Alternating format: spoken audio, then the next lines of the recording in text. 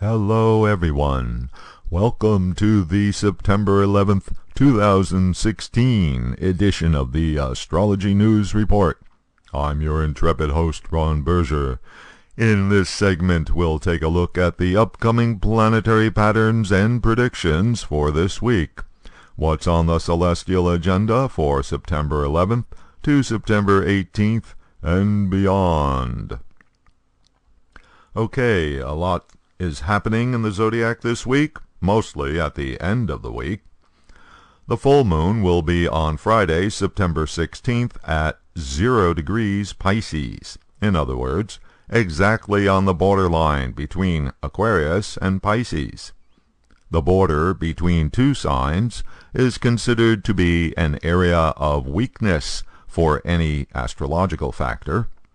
Also, since this month started out with a solar eclipse, its energies were already weakened for results. This full moon marks the culmination of the energy of the lunar month of Bhadrapada, named for the nakshatra, the lunar sign, that the full moon falls in, Purva Bhadra. This full moon is close enough to Ketu, one of the eclipse points, to cause a eclipse, but it won't be a total lunar eclipse. So the moon will get a bit reddish, but nothing spectacular. Note that the full moon is nearly directly opposite Jupiter, the planet that rules Pisces.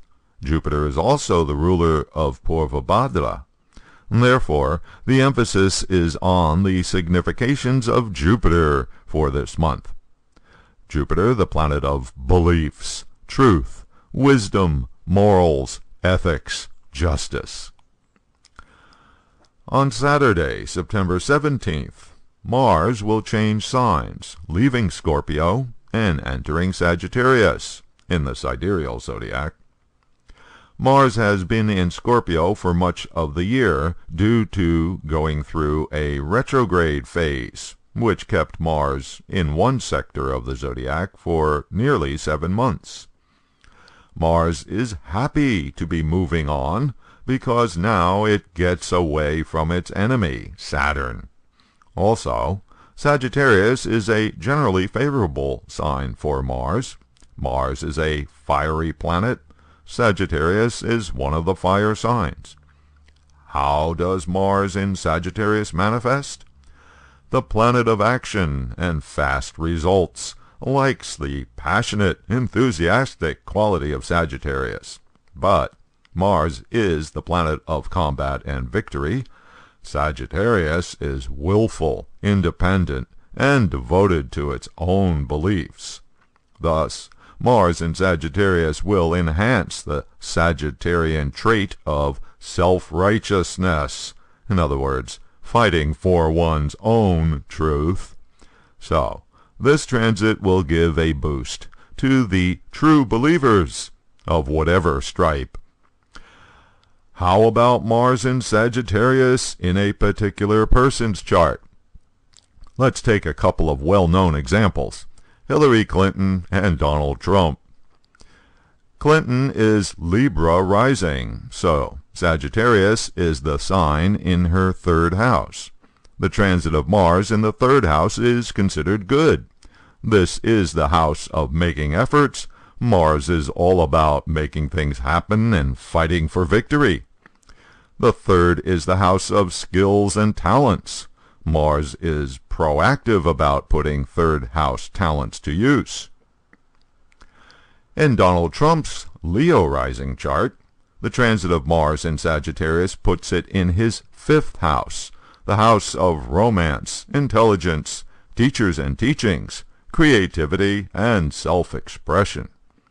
Mars, the planet of action and combat, transiting in a favorable sign in his fifth house, will energize Mr. Trump to express himself to his fullest potential. The good news for Mr. Trump is that when Mars moves into Sagittarius, it will no longer be afflicting his natal Moon-Ketu combination, meaning that he will be less volatile than he has been during the past weeks. But the bad news is that Mars will now move into position to be opposite his natal Mercury. Mercury is your rational thinking ability and communications. Mars is the planet of impulse and aggression. Mars-Mercury combinations, especially the opposition, makes you communicate with belligerence. Note, too, that Mercury is the planet that represents the media.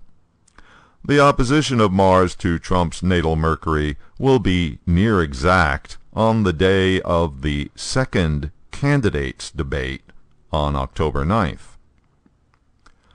How about Mars for a Sagittarius rising person? That would be Bernie Sanders. Mars transiting in the ascendant really pumps you up, makes you want to do things, and especially if that involves taking on challenges and engaging others in combat. We haven't heard much from Senator Sanders lately, but that is likely to change during the coming weeks.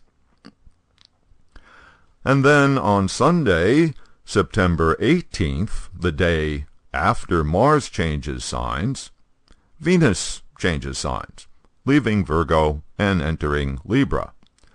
Since Libra is one of Venus's own signs, the planet of romance and harmony will be happy. Note, too, that Venus will not be under any malefic influence while in this sector of the zodiac. Therefore, both Venus significations and Libra significations are promoted for 3 weeks while Venus is in Libra.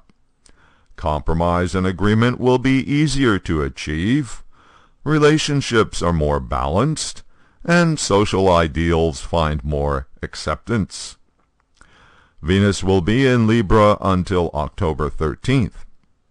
How will Venus transiting in Libra affect the presidential candidates? As contrasted with Mars, Venus is a much more mild energy. Venus is also a natural benefic. It promotes harmony and agreement. For Hillary Clinton, Venus is the ruler of her ascendant sign.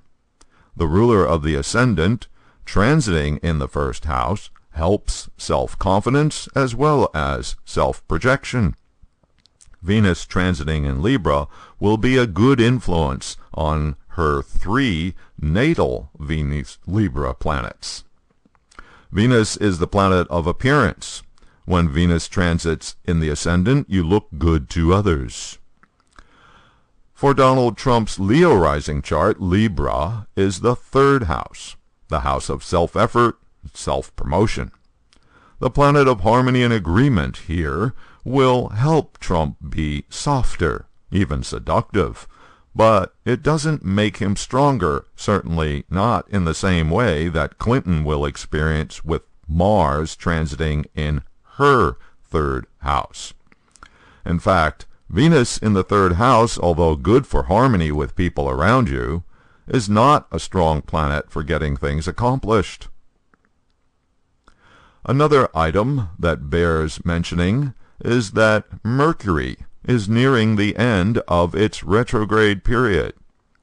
Mercury goes back to normal direct motion in the zodiac on September 21st. This week, Retrograde Mercury, has backed up to Rahu, the north node of the moon.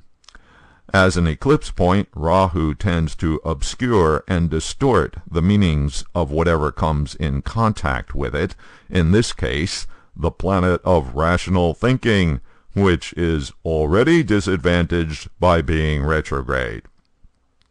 At the end of its retrograde period, Mercury will also be suffering from the influence of retrograde Neptune, which is opposite on the other side of the zodiac in Aquarius.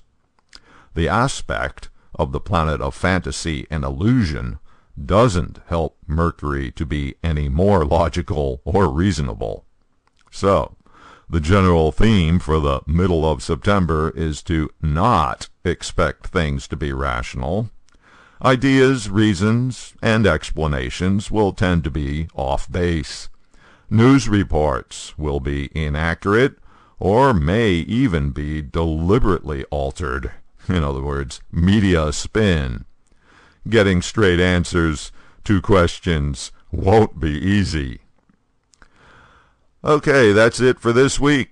Thanks for visiting astrologynewsreport.com. I'll be posting updates during the week as usual on Twitter at Astro News Report.